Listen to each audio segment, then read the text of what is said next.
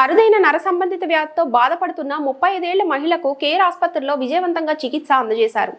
ఈ మేరకు 6వ కేర్ ఆసుపత్రిలో మంగళవారం ఏర్పాటు చేసిన మీడియా సమావేశంలో సీనియర్ న్యూరాలజిస్ట్ డాక్టర్ ఎంజీవి ఆదిత్య మాట్లాడుతూ, రాధారాణి అనే మహిళకు న్యూరోమైలిటిస్ ఆప్టికా స్పెక్ట్రమ్ డిజార్డర్ అనే అరుదైన వ్యాధిగా గుర్తించడం జరిగిందన్నారు. ఈ వ్యాధి కారణంగా ఆమె వెన్నుల్లో తీవ్రమైన వాపు ఏర్పడి కాళ్లలో చలనం, స్పర్శ పూర్తిగా నశించాయన్నారు. ఆమె ఆసుపత్రికి తీసుకువచ్చిన సమయంలో కడుపు నుండి కాళ్ల వరకు స్పర్శ లేకుండా పడకపై ఉండే స్థితిలో ఉన్నారు. చికిత్సలో జాప్యం చేయకుండా వెంటనే ప్రత్యేక చికిత్స ప్రారంభించడం జరిగిందన్నారు.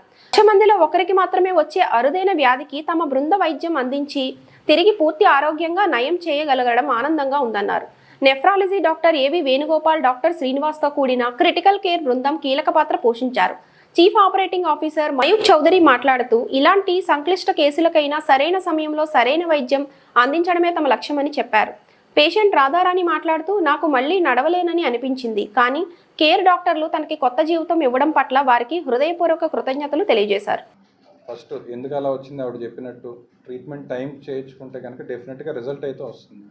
ప్రివెంట్ చేయడం ఈ మా ఐసీయూలో ఉండే మెయిన్ ఛాలెంజెస్. సో ఇవన్నీ మేము సక్సెస్ఫుల్గా చేయగలిగినందుకు మేము చాలా హ్యాపీగా ఉన్నాం. పేషెంట్ కూడా వచ్చారు, రాధారాణి గారు.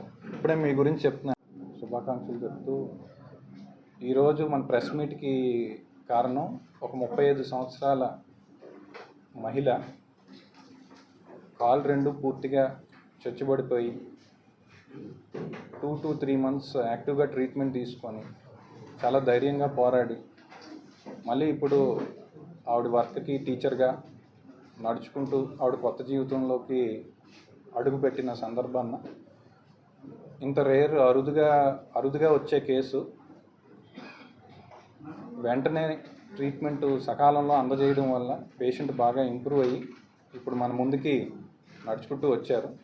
సో ఈరోజు కేర్ హాస్పిటల్ తరపు నుంచి నేను డాక్టర్ ఎంజీవి ఆదిత్య, కన్సల్టెంట్ న్యూరాలజిస్ట్, మా టీం డాక్టర్ వేణుగోపాల్ గారు నెఫ్రాలజిస్ట్, డాక్టర్ హరిణి గారు, critical care team doctor Srinivas గారు, డాక్టర్ రాము గారు అండ్ మా స్టాఫ్ అందరూ కలిసి ఈ పేషెంట్ని చాలా విజయవంతంగా, చాలా అరుదైన కేసు, అరుదైన జబ్బు ట్రీట్ చేసి పేషెంట్ 2 to 3 monthsలోనే పూర్తిగా ఇంప్రూవ్ అయ్యి నెక్స్ట్ వాళ్ళ రెగ్యులర్గా డైలీ యాక్టివిటీస్ కూడా ఇప్పుడు చేస్తాం. సో కేసులోకి వెళ్తే August 15న పేషెంట్ అరౌండ్ 9-9:30 PM మన హాస్పిటల్ ఎమర్జెన్సీ రూమ్కి అయితే వచ్చారు. సో 35 సంవత్సరాలు. జాయిన్ అవ్వకముందు ఒక రోజు జ్వరం ఉంది ఆవిడకి. దాని తర్వాత నడునొప్పి, తీవ్రంగా నడునొప్పి, పడుకొని లేచేసరికి 2 కాళ్ళు చచ్చుబడిపోయి అలానే పొట్ట కింద భాగం నుంచి కాళ్ళ వరకు పూర్తిగా స్పర్శ పోయింది. సో ఆ కండిషన్లోనే పేషెంట్ వచ్చారు. పేషెంట్ స్ట్రెచ్చర్లో తీసుకొని వచ్చారు. సో నెక్స్ట్ పేషెంట్ యూరిన్ కూడా పోయలేని స్థితిలో ఉన్నారు. యూరిన్ కూడా బయటికి రాకుండా స్టాక్ అయిపోయింది అన్నమాట. సో ఈ కండిషన్లో పేషెంట్ వచ్చారు.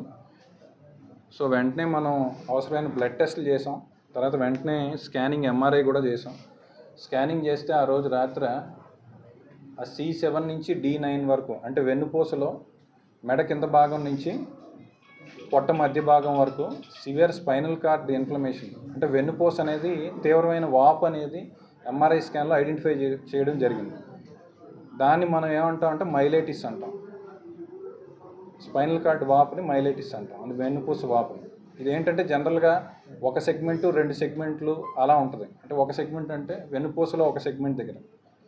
ఈ కేసులో మాత్రం C7 నుంచి D9 అంటే 10 సెగ్మెంట్ల దగ్గర మనకి స్పైనల్ కార్డ్ అనేది వాపు ఉందండి. సో దాన్ని మనం లాంగిట్యూడినల్లీ ఎక్స్టెండింగ్ ట్రాన్స్వర్స్ మైలైటిస్ అంటాం.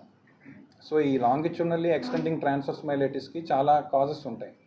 ఒకటి NMO అంటాం, న్యూరోమైలిటిస్ ఆప్టికా. ఇంకొకటి మాగ్ యాంటీబాడీస్. అలాగే కొన్ని ఇన్ఫెక్షన్స్ వల్ల కూడా ఇలా వస్తాయి. సో వీటన్నిటిని ఒక్కొక్కటి మనం టెస్ట్లో ఎక్స్క్లూడ్ చేసాం. ఆ యాంటీబాడీస్ నెగిటివ్ వచ్చాయి. అలానే వెన్నుపూసలో టెస్ట్లో ఏమొచ్చిందంటే లోపల తీవ్రమైన వాపు, వెన్నుపూస వాపు అనేది ఉందన్నమాట. జనరల్గా సెల్స్ అనేవి 5 cells ఉన్నాయి, ఆవిడకి 5,000 cells ఉన్నాయి. అలానే ప్రోటీన్ కూడా రైజ్ అయ్యి ఉంది. సో వెంటనే మనం ట్రీట్మెంట్ పేషెంట్కి ఏమి ఇచ్చామంటే ఫస్ట్ IV మెథైల్ప్రెడిస్లోన్ అనే ఒక IV ఇంజెక్షన్ 3 days వరకు ఇచ్చాము.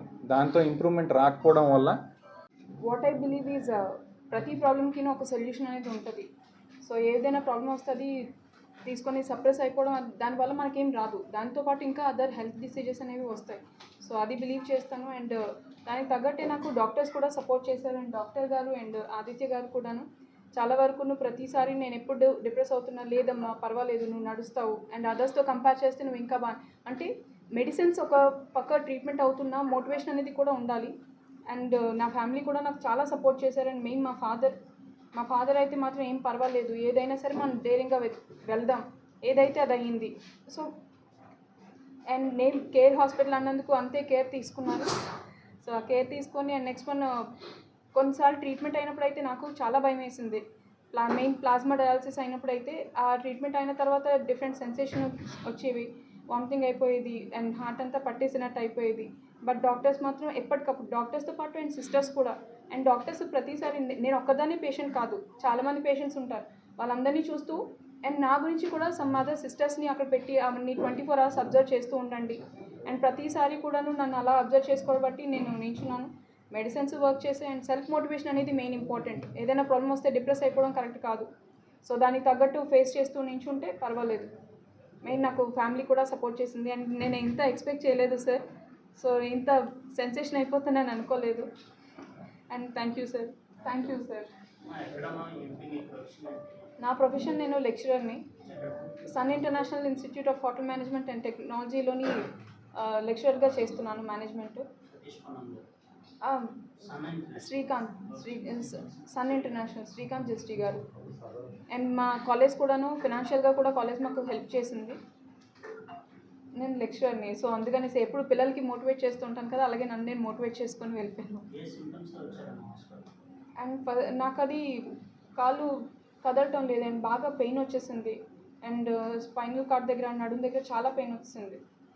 అండ్ దానివల్ల షివరింగ్ అదంతా అయిపోయింది. సో మా హస్బెండ్ ఏం షివరింగ్ అయిపోతుందని చెప్పేసి వెంటనే హాస్పిటల్లో డాక్టర్ని కాంటాక్ట్ చేశారు.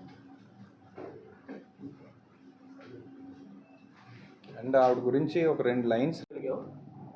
ప్లాస్మా ట్రీట్మెంట్ అంటే ఏంటంటే మీరందరూ కోవిడ్లో వినుంటారు ప్లాస్మా ట్రీట్మెంట్స్. సో అలాంటి ట్రీట్మెంటే కానీ కొంచెం చిన్న చిన్న మోడిఫికేషన్స్తో ప్లాస్మా ట్రీట్మెంట్ అంటే మన శరీరంలో ఉన్న ప్లాస్మాని బయటికి తీసేసి ఒక కొత్త ప్లాస్మా ఎక్కిస్తాం, దానినే ప్లాస్మా ఎక్స్చేంజ్ అంటాం. సో కొత్త ప్లాస్మా మనం బ్లడ్ బ్యాంక్ నుంచి మామూలుగా మన బ్లడ్ బ్యాగ్స్ నుంచి సేకరించిన ప్లాస్మాని కానీ లేకపోతే ఆల్బుమిన్ కానీ ఈ రెండిట్లో ఏదో ఒకటి ప్లాస్మాకి రీప్లేస్మెంట్గా ఎక్కిస్తాం. ఈ పేషెంట్కి ప్లాస్మా బ్లడ్ బ్యాంక్ నుంచి సేకరించిన ప్లాస్మానే రీప్లేస్మెంట్గా ఎక్కించాం. సో మన శరీరంలో ఉన్న ప్లాస్మాని అంతా తీసేసి కొత్త ప్లాస్మాని ఎక్కించడం, దాన్ని ప్లాస్మా ఎక్స్చేంజ్ అంటాం. ఎందుకు ఈ ప్లాస్మాని తీసేయాలి? ఇప్పుడు డాక్టర్ గారు ఇందాక చెప్పినట్టుగా నరాలకు సంబంధించిన జబ్బు ఇది.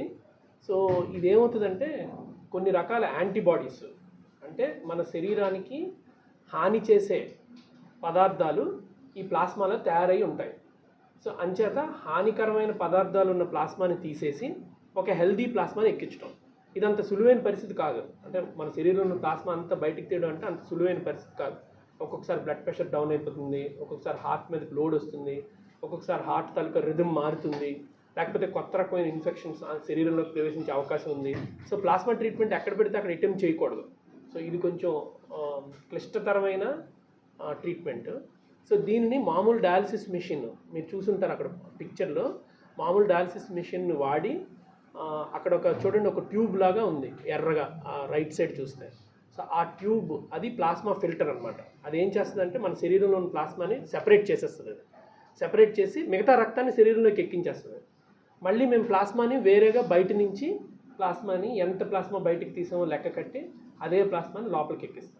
ఇలా ప్రతి ట్రీట్మెంట్ అంటే ప్రతిరోజు ఇలా చేస్తూ మధ్యలో రోజు విడిచి రోజు అంటే మొత్తం 7 సెషన్లు 14 రోజుల్లో కంప్లీట్ చేశాం. సో దీనికి ఆదిత్య గారు తర్వాత క్రిటికల్ కేర్ టీము వీళ్ళందరూ మానిటరింగ్ చేశారు. అంటే మాకేం చెప్పారంటే ఈరోజు ప్లాస్మా మీరు తీయచ్చు, పేషెంట్ సేఫ్, మళ్ళీ నెక్స్ట్ డే ప్లాస్మా తీయండి. అలా ఒక టీం వర్క్ లాగా క్రిటికల్ కేర్ శ్రీనివాస్ గారి సహాయంతో ఒక టీం లాగా చేసి దీన్ని సక్సెస్ఫుల్గా మేము చేయగలిగాం. సో అది మీ ముందుకు తీసుకురావడం మా ముఖ్య ఉద్దేశం. సో ఈ ప్లాస్మా ట్రీట్మెంట్ అనేది నరాలకు సంబంధించిన జబ్బుల్లోని, కిడ్నీకి సంబంధించిన జబ్బుల్లోని, అలాగే ట్రాన్స్ప్లాంట్ విషయంలోని కొన్ని రకాలైనటువంటి జబ్బుల ట్రీట్మెంట్కి ఇలా చాలా ఇండికేషన్స్ ఉన్నాయి ఈ ప్లాస్మా ట్రీట్మెంట్కి.